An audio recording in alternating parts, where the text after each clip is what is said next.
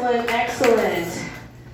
Your next comedian caught my eye many years ago because he is such a bitter son of a bitch. Please keep it going for Eric Larson, everybody. Yeah, hi, thank you. Wake the fuck up, sheeple. Look at me, listen, hear the truth. A snake's entire body is its dick. I'm sick of pretending otherwise. Why do you think so many different cultures came up with the symbol of the Ouroboros? It's the symbol of the universal human aspiration to autofellatio. It's not the circle of life. It's a snake sucking its own dick forever. Yeah, I never thought of myself as like a bitter dude until he asked me if I wanted to do this show. It's like, what? Why? What do you mean bitter? And then I was writing my set list, like, oh, I get it. Okay. Yeah, these are all. That was the least complaining thing I'm gonna say all this whole time was the snake dick thing. I just wanted to get you used to me yelling at you because I'm gonna do that again. So, yeah, I think free speech was a mistake. The First Amendment thing? No, shouldn't have done that. Bad idea. I am talking, of course, specifically about Nazi shit. That's right, I'm brave. Room full of people tell you, I think Nazis are bad. I don't like very much. Yeah. I also just really want to dig a hole for the next comedian who, like, yeah, you can complain about traffic, I guess. I was mad about Nazis.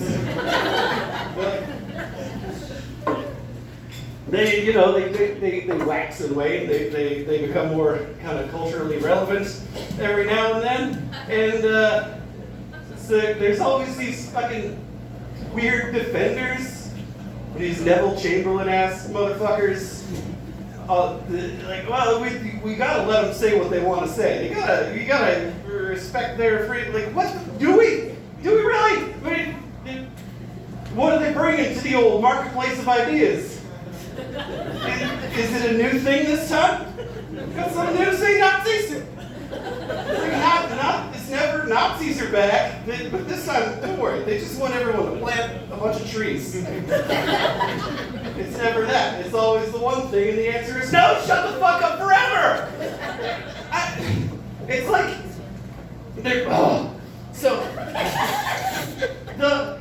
they'll point out like real problems in society that we should really do something about, but then their answer, their solution is always so far from anything that remotely relates to the problem they pointed out. It's like we're in a math class in college, and it's like math before in high school, but it's algebra. You forgot it because who the fuck uses algebra? But now, apparently, to get your Bachelor of Arts in English, you have to go take this fucking algebra class again, and I'm paying so much money to be here, and I could really use like a class on navigating the housing market or buying a used car without getting fucked. And instead, fine, I guess I'll learn to factor a goddamn polynomial, because that's going to come up a lot in my future career as a bartender with a blog. And then some dude at the back of the class raised his hand. He's like, hey, I think we should separate the races. Go, leave. Get out. Can't be here anymore.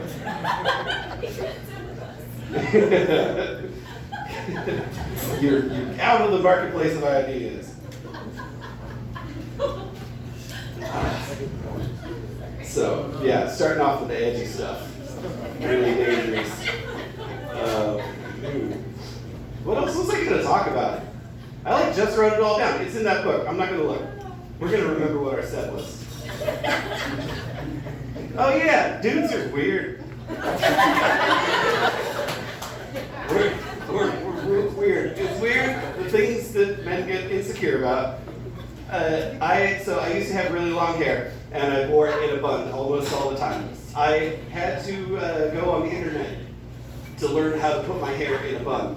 And I had to find a website for men, because apparently the bun is such basic information, not a single human woman has ever bothered to explain how to do it. And so I found a site for men that just explained how to do just a regular goddamn bun, with no backflips or anything. But they spent like 3 minutes of a 5-minute video just complaining that we were calling it a man bun. I guess that's emasculating. We're changing the name of the man bun to a highball. Because that is less embarrassing.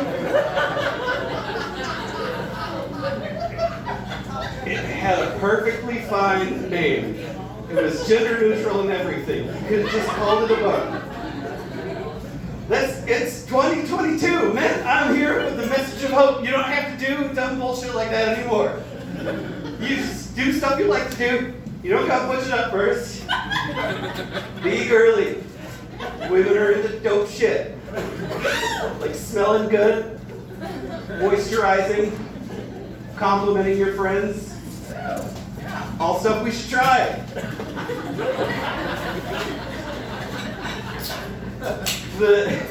The weirdest, for some reason the example of male insecurity that's like stuck with me the longest and the most vividly was I was in the checkout line at the Costco, and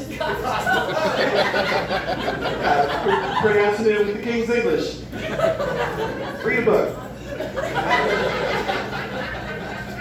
And it, stupid. The guy in front of me in the checkout line turned around to tell me and everyone else in line behind us that the unicorn cereal in his cart was for his daughters, not for him.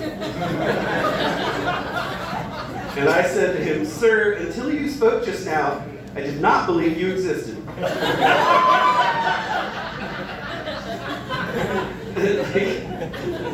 I used to tell this joke in a way that like I was like making fun of him, like making him the butt of the joke, and I don't think that's fair. Like I don't like that anymore. Like he wasn't being a jerk, he was just being insecure because he was raised in a culture that disdains femininity so severely that any tiny display of femininity on the part of a man opens you up to ridicule.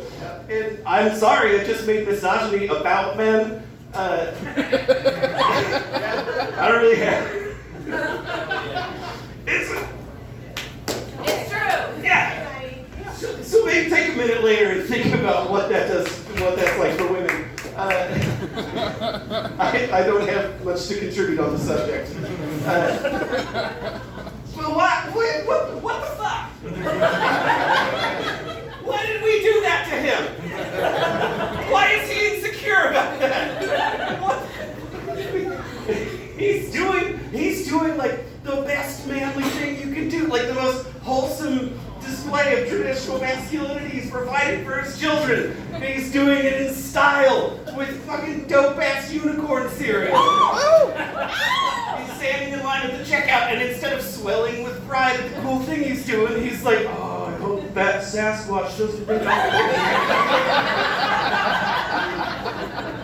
Oh no." And guess what? I'm not the guy who's gonna judge you. I had to take like 10 extra minutes in the car before I could come into Costco so I could stop crying because I listened to that Weaker Dance song about that cat. If you know that song, you know what I'm talking about. It's very sad. Y'all, thank you for laughing at the stuff I'm saying. That's really nice of you to do. It's pretty cool. I need you to do that in order for this to go well. That makes sense. Yeah. And I need this to go well. Because I need this.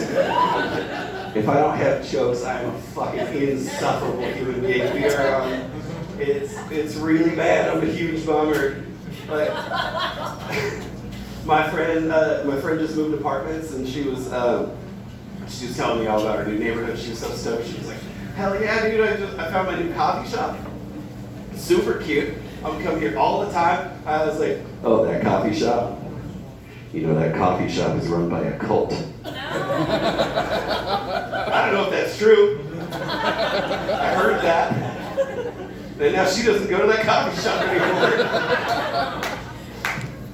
My sister is not a eater of animals, and she was telling me about quinoa. She was so excited. She said, "You heard about this quinoa?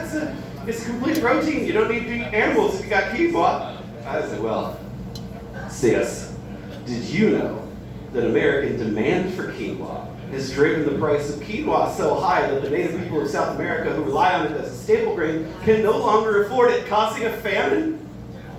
But good job saving those chickens. This is what I'm like all the time. Do you like something? You admire a person? Don't fucking tell me about it. If I didn't have this, I'd just be out on the street corner like, wake the fuck up, people! Gandhi was a racist! Albert Einstein cheated on his wife a lot! And Winston Churchill intentionally caused a famine in India that killed like 10 million people. Yeah.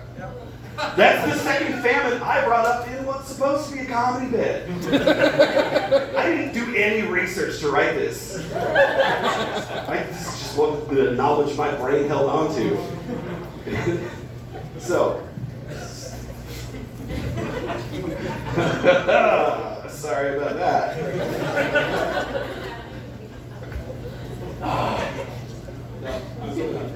What's the next one? Oh, quit wasting acid. Microdosing. Just take your acid. It's way more fun if you do a lot. You go in such a oh. I love this show.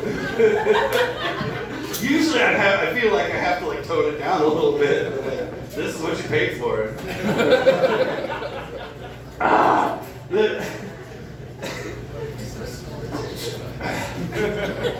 Look, it's fine if you want to microdose acid. I'm sure it's a great like tool in your hallucinogenic toolbox. There's a legit reason to do it. I just really hate the way it's pitched to a lot of people. Like it's this incredible drug. It's this very powerful thing. It's a holy sacrament in many cultures. You can really change how you see the world, reestablish your relationship with life, the universe, and everything. Explore your own mind. Or if you just take a little bit, you'll do really good at coding. So you can develop your boss's new app. It's like Uber for birds' nests. It's what the fuck?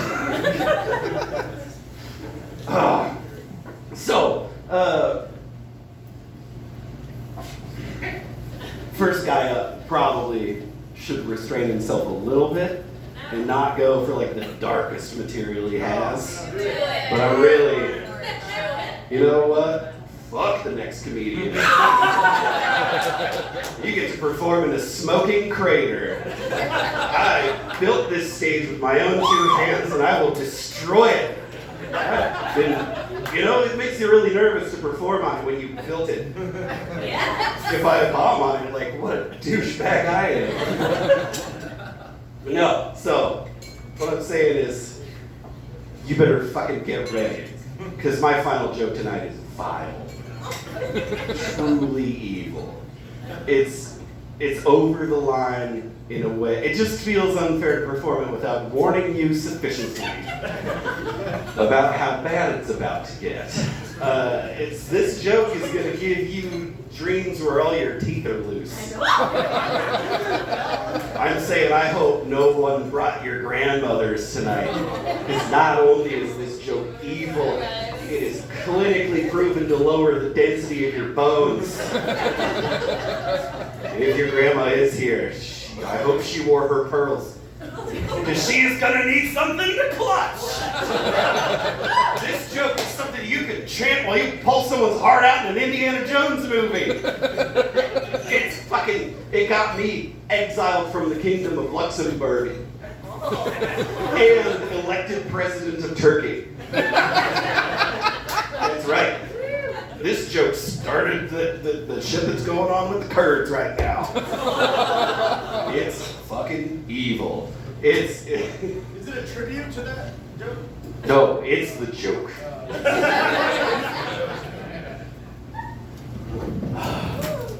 It's okay. We got any married couples in the audience tonight? Yeah. Well, watch the fuck out! Because after you hear this joke, you will be considered legally divorced. It's when Genghis Khan died, all the men they sent to bury him were killed upon their return. And then the men who were sent to kill them were also killed in order to conceal the location of his tomb, because upon that tomb was written this joke. It's as Christ died upon the cross, he cried out to the heavens, Eloi, Eloi, lama sabachthani, which is Aramaic for my God, why have you forsaken me? And God replied with this joke. Bill Belichick hired me to tell this joke to the Atlanta Falcons right before the third quarter of Super Bowl 51. It's real bad. I hope you're ready. I can't wait. This joke made Joe Lieberman take the public option out of the Obamacare bill. Oh. Yeah, it's pretty fucked.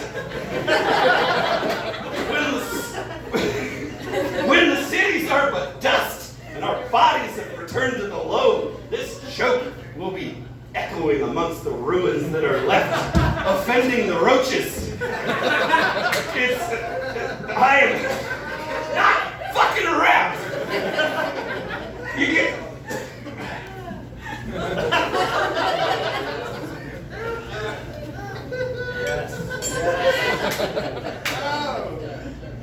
This joke made Kurt Cobain decide to play the guitar left-handed. For no good reason, because he was right-handed. And the extra weight on his right shoulder exacerbated his scoliosis, causing chronic, severe pain in his guts, which probably led to him having that heroin addiction, ultimately causing his death. Yeah, there you go. Yeah, you're getting ready for this joke. Yeah, I don't want to see any of you backing off now. All hyped for the worst joke ever. You're gonna chicken out of Kurt Cobain. This joke loosened the link on Owen Hart's harness. Wrestling fan. Yeah, the first time I told this joke, I melted a bunch of German people. I opened the Ark of the Covenant. That's right, that is a sickened Indiana Jones reference. That is how fucked up this joke is. I'm out of time, actually.